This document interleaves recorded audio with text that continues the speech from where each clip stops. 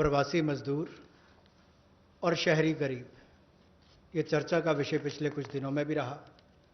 लेकिन मैं ये कहना चाहता हूं, हमारी सरकार ने पिछले वर्षों में भी इनके किया और इस समय में तो विशेष तौर पर हम लोगों ने आपदा राहत के माध्यम से जो fund, state disaster response fund के माध्यम से उपलब्ध, उनको हमने राज्यों को करवाया। ये लगभग 11,000 करोड़ रुपए से ज़्यादा है, ताकि इन लोगों को इसमें से राहत दी जा सके, आपदा राहत हो सके, उसके लिए इस्तेमाल किया गया। और यही नहीं, हाइजीन का ख्याल रखते हुए 3 मील्स एक दिन में प्रति व्यक्ति के लिए इन शेल्टर होम्स में उपलब्ध करवाई गई, ऐसा प्रावधान वहां पर करवाया गया। और जो हमारे स्वयं सहायता समूह हैं, जिसको आप सेल्फ हेल्प ग्रुप्स भी कहते हैं, ऐसे 12,000 स्वयं सहायता समूह ने 3 करोड़ मास्क और 1,20,000 लीटर सैनिटाइजर्स का उत्पादन किया है। ये एक अपने आप में बहुत बड़ी बात है और इस संकट की घड़ी में हमारे काम, और ये बड़ा काम देश के लिए स्वयं सहायता समूह की हमारी बहनों ने किया है। यही नहीं, 7200 नए स्वयं सहायता समूह इस समय में बनकर और शुरू हैं पिछले 2 महीनों में। और जो revolving fund self help group के लिए पैसा एक पोर्टल के माध्यम से हमने शुरू किया था गुजरात में पायलट प्रोजेक्ट, अब उसको पूरे देश भर के अलग अलग राज्यों में शुरू किया जाएगा ताकि इनको और लाभ मिल सके। आपको याद होगा, कुछ दिन पहले जब हमने घोषणा की थी तो सेल्फ हेल्प ग्रुप के लिए भी 10 लाख से बढ़ाकर 20 लाख रुपए उसकी लिमिट कर दी थी, तो इससे भी उनकी कैपेसिटी बिल्डिंग में मदद मिलेगी।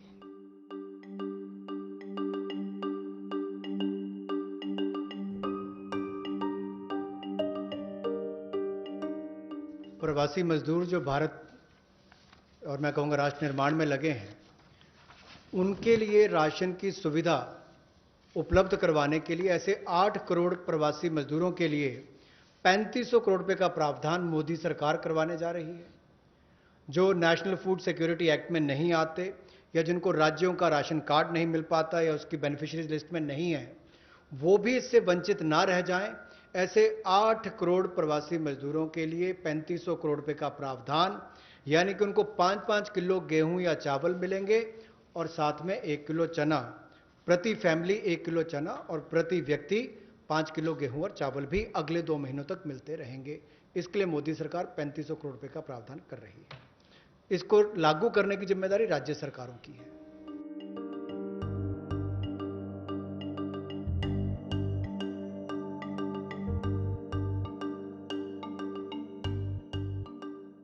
In order to benefit migrant workers,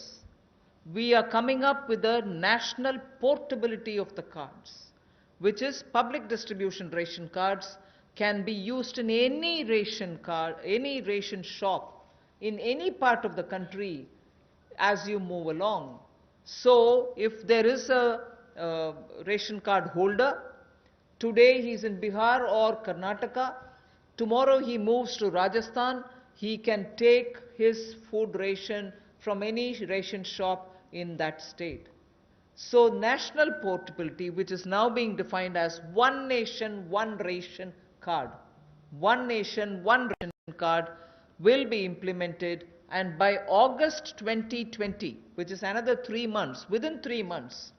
67 crore beneficiaries in 23 states, which means the 67 crore beneficiary is 83% of all the PDS population that we are talking about. 83% of all the PDS population will get covered by this one nation, one ration card. And we assure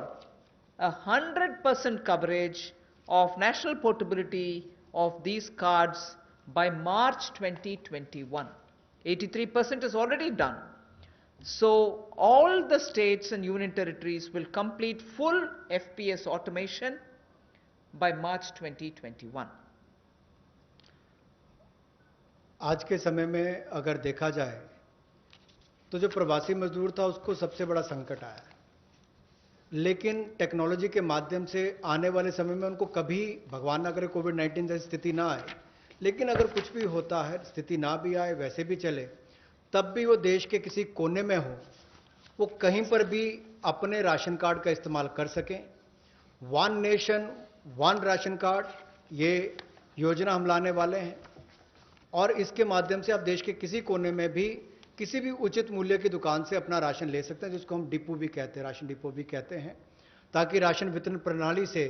जो आपके हिस्से का आप उसको ले पाएं। और इसका अगर देखा जाए तो आज तक टेक्नोलॉजी के उपयोग से, चाहे वो जनधन खाते हो,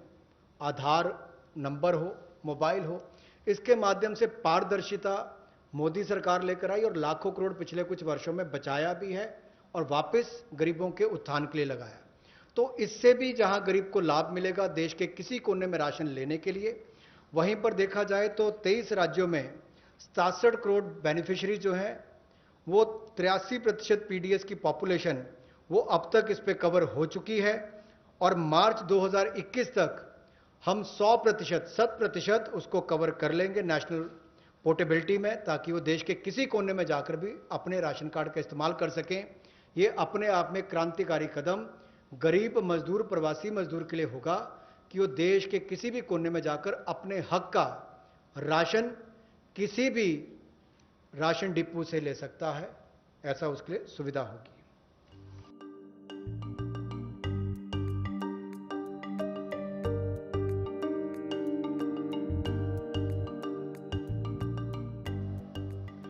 प्रवासी मजदूर और शहरी गरीब के लिए जहां वो काम करते हैं शहरों में, वहां पर कम कीमत पर उनको किराए पर मकान मिल पाए, रहने की सुविधा मिल पाए, इस बड़ी योजना का संकल्प लेकर मोदी जी आए हैं। और मेरा मानना है कि जिस तरह से हर घर को बिजली, हर गांव तक बिजली पहुंचाने का काम, हर व्यक्ति का बैंक खाता खोलने का काम, हर बहन को गैस सिलेंडर देने का काम और 2022 तक हर गरीब को सर ढकने के लिए छत देने का काम मोदी सरकार करने वाली है, उसी तरह से एक बहुत बड़ी योजना ये भी है कि कम कीमत वाले, कम किराए वाले ऐसे घर आने वाले समय में मिलेंगे और जिसका प्रधानमंत्री आवास योजना के अंतर्गत इस योजना को लाया जाएगा, जो कि हमारे अब के बने हुए घरों को भी उसमें इंक्लूड कर सकती है, जो सरकार के अभी बने और कुछ जगह खाली होंगे। उद्योगपति अपनी ज़मीन पर बनाना चाहें तो उनको भी इंसेंटिवाइज करके करेंगे, ताकि वो भी अपने काम करने वाली मजदूरों के लिए अपनी फैक्ट्री या उसके आसपास रहने की व्यवस्था बनाएं, या राज्य की सरकारों को, उनकी एजेंसियों को हम लोग प्रेरित करेंगे, लाभ देंगे, ताकि वो भी अपने राज्य में काम करने वाले ऐसे मजदूरों के लिए सुविधाएं तैयार करके दें।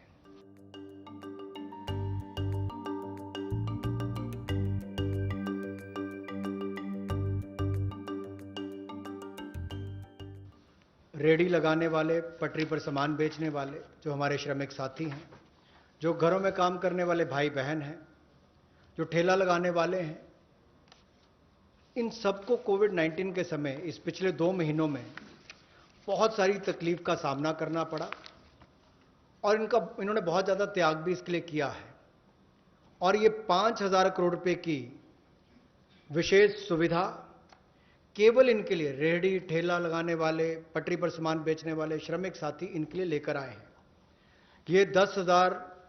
की इनको प्रति व्यक्ति सुविधा मिल सकती है, क्योंकि किसी को चाय बेचनी है, सब्जी बेचनी है, कुछ और बेचना है, तो 2,000 10,000 तक वो अपना सामान लेने की उसको सुविधा मिल सकती है। और ये 1 महीने के अंदर सरकार इसको लॉन्च कर देगी। और जो मोबाइल से पेमेंट करेगा, डिजिटल पेमेंट करेगा, उसको इसके ऊपर इनाम भी मिलेंगे। और यही नहीं, डिजिटल पेमेंट्स का एक लाभ उनको और मिलेगा कि उनको आने वाले समय में 10,000 की बजाय ज़्यादा पैसा मिल सके, क्योंकि उनका व्यापार, लेखा जोखा ध्यान में आएगा तो बैंक भी उनको ज़्यादा पैसे देने के लिए तैयार होंगे। तो डिजिटल पेमेंट को भी इससे बल मिलेगा और उन लोगों को भी आने वाले समय में अतिरिक्त धन उपलब्ध कराया जा सकता है अपना कामकाज बढ़ाने के लिए। जैसे कल हमने एमएसएमई की केवल डेफिनेशन चेंज की, लेकिन उसका इतना बड़ा इंपैक्ट है कि लोग अपना कारोबार बढ़ा सकते हैं। यहां पर भी डिजिटल पेमेंट से इतना बड़ा बल मिल सकता है कि लोगों को आने वाले समय में कर्ज ज्यादा मिल सकता है और अपना व्यापार बढ़ा सकते हैं। ऐसे लगभग 50 लाख सड़कों पर, रेहड़ी पर, फड़ी पर काम करने वाले, ठेले पर बेचने वाले लोगों को, घरों में काम करने वाले लोगों को लाभ मिलेगा। और 5,000 करोड़ रुपए की सुविधा केवल ये श्रमिक, हमारे पटरी पर काम करने वाले ठेले और रेहड़ी वालों के लिए किसी ने की है, तो नरेंद्र मोदी जी की सरकार ने इसमें दी है।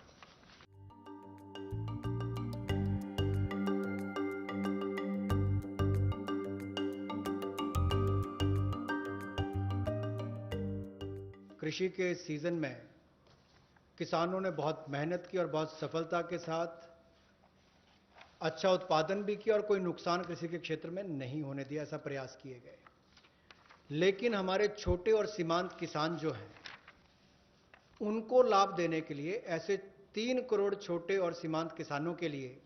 30,000 करोड़ रुपए की अतिरिक्त सुविधा नरेंद्र मोदी जी की सरकार लेकर आई है।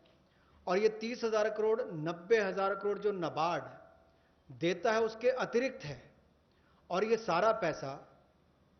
State cooperative bank, district cooperative bank, regional rural bank, इनके माध्यम से राज्यों को दिया जाएगा और इसका वितरण वहां पर किया जाएगा ताकि छोटे और सीमांत किसानों को इसका लाभ मिल सके।